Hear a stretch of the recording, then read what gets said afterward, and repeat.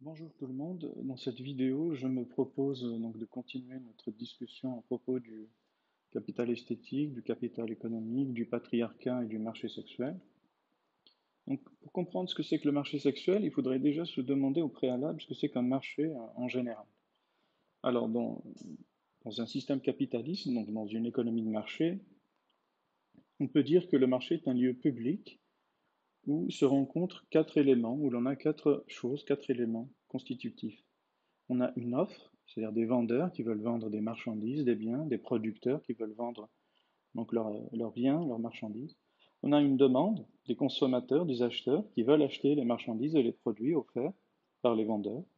Donc des biens, forcément, des marchandises, des produits ou des services, et des prix pour ces biens. Donc quatre choses. Des vendeurs qui offrent leurs marchandises ou leurs services, des acheteurs qui veulent consommer ces services ou ces marchandises, des marchandises et des prix pour ces marchandises. Voilà donc les quatre éléments qui définissent globalement un marché dans un système capitaliste. Bien sûr, le mot marché a plusieurs sens, il est polysémique, on parle du marché du travail, du marché financier. Donc le marché du travail, c'est là où on a une offre et une demande de travail, si vous voulez, une offre et une demande d'emploi. Marché financier, on a une offre et une demande d'actions, de produits financiers, actions, obligations, etc. On parle d'économie de marché, c'est-à-dire une économie capitaliste fondée sur la propriété privée, la concurrence, la maximisation du profit, l'autorégulation, la main invisible du marché, donc qui régule l'offre et la demande, etc.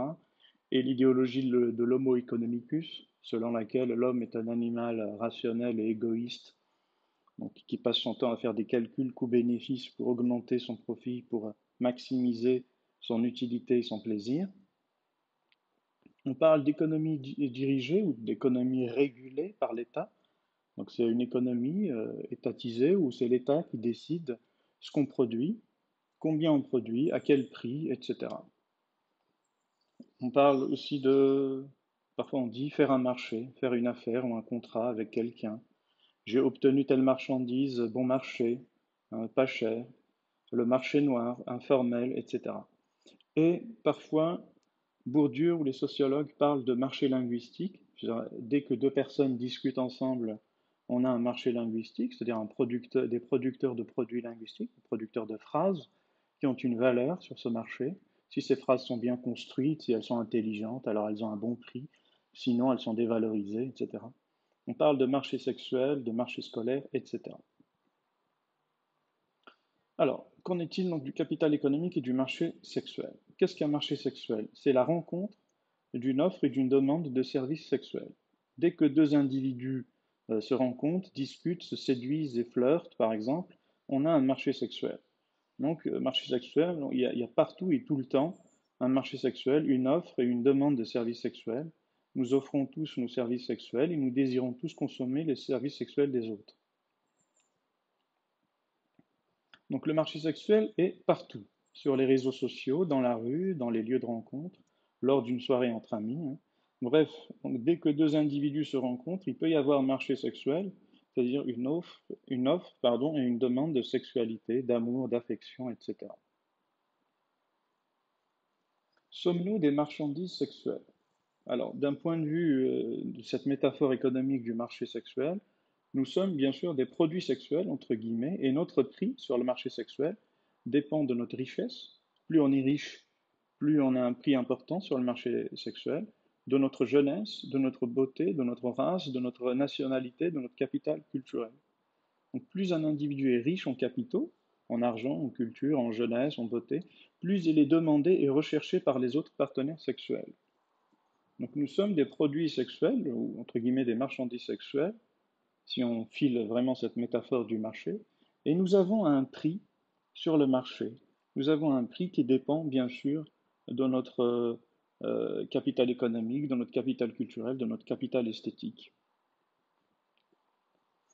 Cette métaphore économique du marché sexuel permet plusieurs choses. La première chose, il me semble, c'est qu'elle permet de désacraliser les choses de l'amour pour les percevoir de la manière la plus neutre possible, la plus objective et la moins naïve possible. Donc percevoir, donc désacraliser un peu les choses sexuelles, les choses de l'amour, pour les percevoir de la manière la plus rationnelle, la plus objective possible. Elle permet aussi, cette métaphore économique et du marché sexuel, d'expliciter la concurrence de tous contre tous pour les ressources sexuelles rares. Nous sommes tous en compétition, en concurrence, pour accéder à la sexualité, dans la recherche de personnes riches, belles et cultivées, recherche de jeunes et jolies femmes, recherche de beaux partis, évitement des mésalliances. Donc on recherche les relations légitimes et on évite les relations illégitimes, on recherche les beaux partis et on évite bien sûr les mauvais partis, entre guillemets. Donc, cette métaphore économique du marché sexuel, de l'offre et de la demande sexuelle, montre l'importance déterminante aussi de l'argent dans l'échange économico-sexuel. Bien sûr, sur le marché sexuel, il y a un évitement racial et social. On évite les mésalliances raciales et sociales, on évite les races et les classes inférieures, entre guillemets. On évite, en tout cas la bourgeoisie, les riches, évite les classes laborieuses, classes dangereuses. La bourgeoisie organise donc sa reproduction sexuelle biologique. C'est une stratégie matrimoniale comme une autre. Hein. Elle organise des rallyes d'enfants pour que ces enfants, les enfants de la bourgeoisie, se marient entre eux, ne se marient pas avec d'autres membres d'autres classes. Et elle organise aussi sa reproduction sociale, pas uniquement sa reproduction sexuelle, mais sa reproduction sociale par des stratégies scolaires, capital social, le carnet d'adresses, etc. J'en ai parlé dans d'autres vidéos, mais je le répète, il me semble que c'est important. Il y a donc cette importance du capital économique et de cette domination masculine parce que malheureusement, statistiquement, les hommes sont plus riches que les femmes. Et dans tous les couples, les femmes sont dominées économiquement, c'est-à-dire que les hommes ont monopolisé les moyens de production depuis toujours et dans quasiment toutes les sociétés. Donc les hommes détiennent dans nos sociétés capitalistes, bien sûr, les postes les plus prestigieux et les femmes sont cantonnées aux tâches ménagères ou alors aux postes subalternes. Donc, dans n'importe quel couple, l'homme vient avec son capital économique et la femme avec son capital esthétique, sa jeunesse, sa beauté, etc. C'est la loi de l'échange économico-sexuel. Cette loi de l'échange économico-sexuel est universelle. On la trouve dans toutes les cultures, encore une fois, à toutes les époques et dans toutes les classes sociales. On pourrait se poser la question, puisque dans le mariage et dans les relations sexuelles matrimoniales, il y a un échange entre sexualité et argent. Donc cette question, est-ce que le mariage est une prostitution qui dure plus longtemps? Dans la prostitution et dans le mariage, il y a un échange entre argent et sexualité, sauf que dans le mariage, bien sûr, la relation dure beaucoup plus longtemps que la prostitution. Juste une petite digression, il est important de comprendre que l'exploitation sexuelle des femmes est aussi une exploitation non seulement de genre, que les hommes exploitent les femmes, mais aussi une exploitation de classe, une exploitation sociale, parce que la plupart des prostituées sont d'origine populaire, elles sont pauvres. Les femmes bourgeoises, les femmes riches ne se prostituent pas. Donc les hommes non seulement exploitent les femmes sexuellement, mais les riches exploitent les pauvres. Donc il y a à la fois un rapport de genre et un rapport de classe. On pourrait même dire qu'il y a aussi un rapport de race, parce qu'il y a de plus en plus de prostituées issues donc du continent africain, etc. Plus un homme est riche, donc plus il est demandé sur le marché sexuel, marché matrimonial. Plus une femme est jeune et jolie, plus elle est demandée sur le marché sexuel. Le plus important pour l'homme, donc, c'est l'argent, le statut social, et pour la femme, c'est la jeunesse et la beauté. Un homme pauvre et une femme vieille ou laide ne s'en sortiront pas sur le marché sexuel, bien malheureusement. Alors, est-ce que les femmes sont hypergamiques? C'est-à-dire qu'elles épousent toujours des hommes plus riches qu'elles. Hypergamiques, c'est-à-dire qu'elles vont de bas en haut, elles circulent de bas en haut, c'est-à-dire des couches populaires, vers les couches bourgeoises. Utilisent-elles le mariage et la sexualité comme ascenseur social? Alors, il faut savoir que les femmes, malheureusement, même dans les sociétés capitalistes, démocratiques, libérales, etc., les femmes sont perdantes sur le marché scolaire parce qu'elles sont dirigées consciemment ou inconsciemment vers des filières peu rentables, la littérature, etc.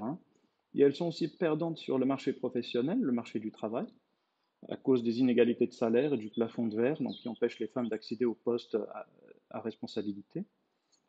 Donc les femmes sont perdantes sur le marché scolaire et le marché professionnel, et il ne reste plus que le marché sexuel pour espérer une promotion sociale. Donc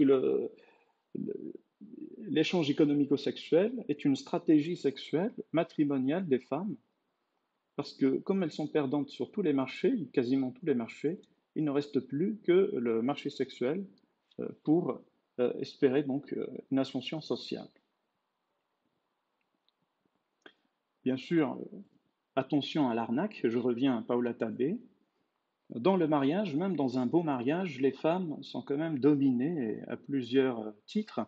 Elles, les femmes fournissent un travail domestique, euh, la cuisine, le nettoyage, que sais-je encore. C'est un travail gratuit et non reconnu. Parce qu'il faudrait payer une femme de ménage, il faudrait exploiter d'autres femmes plus pauvres pour faire notre ménage, etc. Les femmes fournissent un travail sexuel, c'est-à-dire que simplement c'est un travail gratuit et non reconnu. Faudrait-il payer les services d'une prostituée, donc exploiter d'autres femmes?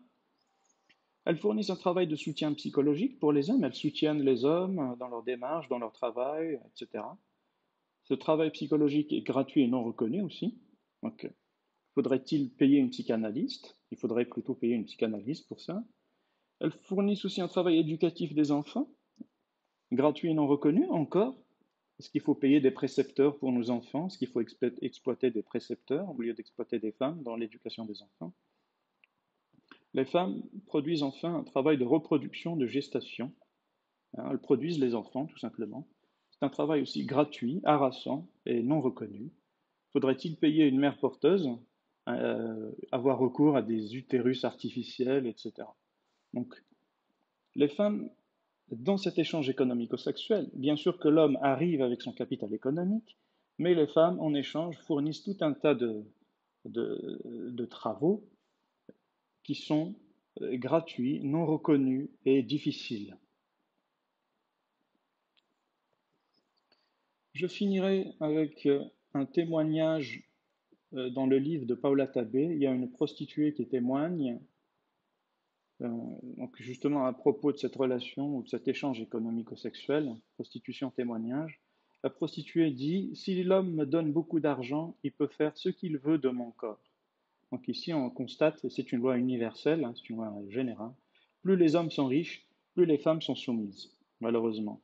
On pourrait dire qu'on ne fait pas l'amour de la même manière à des personnes riches ou pauvres, on ne fait pas l'amour de la même manière à des personnes belles ou laides, on ne fait pas l'amour de la même manière à des personnes jeunes ou vieilles, blanches ou noires, etc. L'interaction sexuelle est elle-même déterminée par la structure des capitaux, c'est-à-dire que en fonction de la richesse ou de la beauté de la personne, eh bien, on n'a pas les mêmes exigences sexuelles. Voilà, j'espère que cette vidéo vous aura été utile. Je vous remercie de l'avoir visionnée. Si vous l'aimez, abonnez-vous et à la prochaine.